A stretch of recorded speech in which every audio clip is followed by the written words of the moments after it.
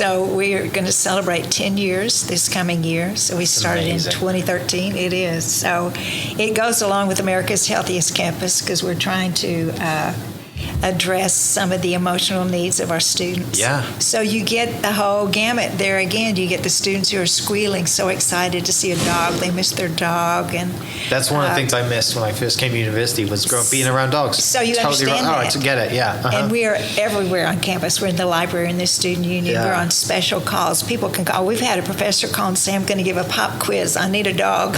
So we have therapy dogs for that. So it's every orientation, new student orientations, every visit. We have dogs all over campus. So anyway, it's a tremendous. And the dogs are. It's usually I think the lawyers say don't do that because the dog could bite somebody. And right. But these dogs and their owner handlers are trained. Yeah. I mean, they're nationally certified through 2 different organizations. So it's pretty serious. It's a serious job. It's a lot of fun. Who doesn't love dogs? Right? I mean, who doesn't love? Well, it's funny. There are people, right? Yeah. I'm a dog person. I've never been a cat person. If you're listening and you're a cat person, I get it. I think we're cat people. Too. Yeah, but that reminds me about my sensitive wife or empathetic wife who, after the baboon episode, gave me a coffee cup with the baboon handle. Back to the humor side of me, right? About humor things.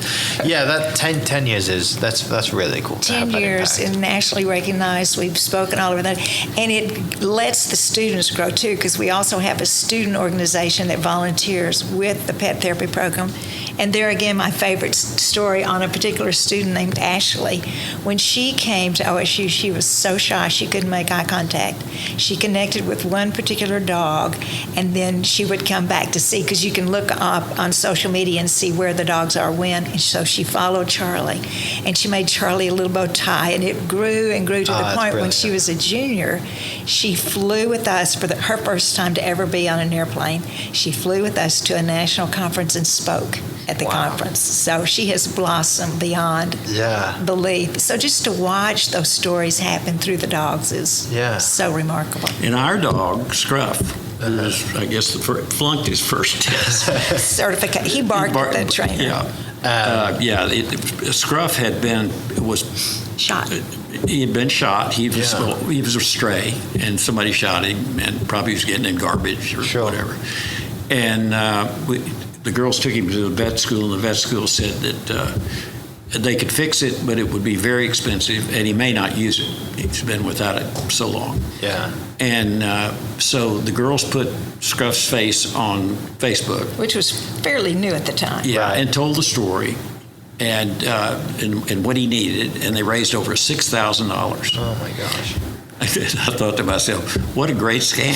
I mean, just find a cute dog that's in need. Some scurrilous character could just make a story up.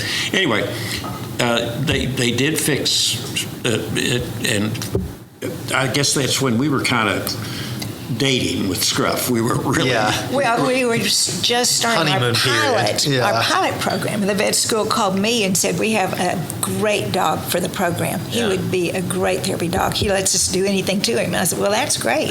Good. Thanks. And the next thing I knew, we were sharing the dog like 2 hours on Sunday. The vet school would have him for 2 weeks. The students would have him for 3 days. I didn't know who the dog was, but it was when the vet school called me and said, we think we're going to have to amputate this leg. And I said, well, he's not even my dog. I mean, don't ask my permission. He's not even mine. But anyway, somehow he became our dog in spite of, I didn't know it. But he wouldn't use the leg. I mean, he would just kind of flop it over, and it was just in the way. In the way, And so they were going to take the leg off. He'd be fine as a 3-legged dog. Yeah. And a vet, Sip's real name, had studied acupuncture in China. Yeah. And they tried acupuncture and doing the treadmill underwater. And he runs like a rocket ship. Wow. Yeah.